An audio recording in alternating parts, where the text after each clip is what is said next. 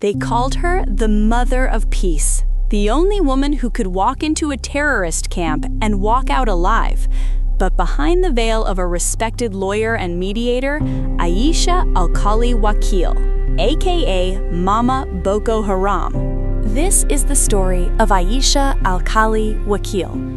Most people know her by a different name, Mama Boko Haram. But her story started far away from the wars in the north. She was born in 1968 in the southeast of Nigeria as an Igbo woman. She grew up in a Christian home, but life took her on a different path. In 1989, she moved to Maiduguri to study law at the university. There, she met a man named Alkali Wakil. He was a Muslim from the north.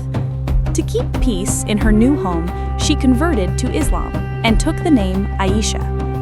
Aisha didn't just live in Maiduguri, she became part of it. She mastered the local languages and culture, but it was her kitchen that made her famous.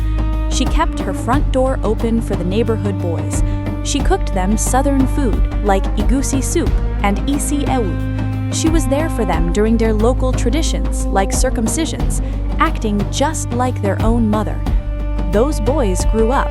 Many of them joined a group called Boko Haram, but they never forgot her. To them, she was always Mummy or Mama. Even the group's founder, Muhammad Yusuf, used to come to her house to eat her soup. When the fighting started in 2009, the government noticed Aisha's influence. They thought she was the secret key to talking to the insurgents. In 2013, the president put her on a special committee to try and bring peace. But things went wrong. She brought people to the government who claimed to be leaders of the group, but they were fakes.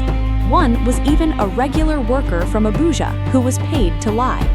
The peace talks failed, and the fighting got worse.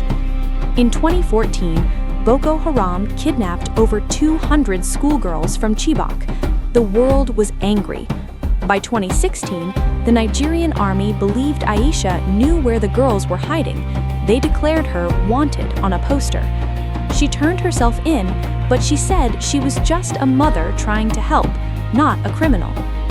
Aisha started an organization called the Complete Care and Aid Foundation. She said it was for widows and orphans. But soon, the government's anti-corruption agency, the EFCC, discovered a dark secret. Aisha and her team were tricking business people. They promised contracts for things like bags of beans, cars, and even medical X-ray machines.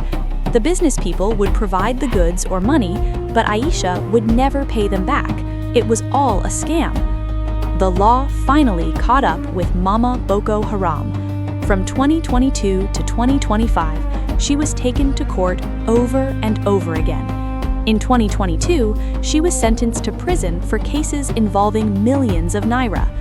In February 2024, she got another 10 years for a different fraud. The biggest blow came in June 2025. A judge sentenced her to 14 more years for a fake contract involving X-ray machines. Today, Aisha Alkali Wakil is serving many years in prison.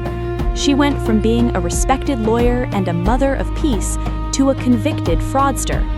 Her story is a warning. In the middle of a war, the line between a helper and a person who takes advantage of others can be very thin.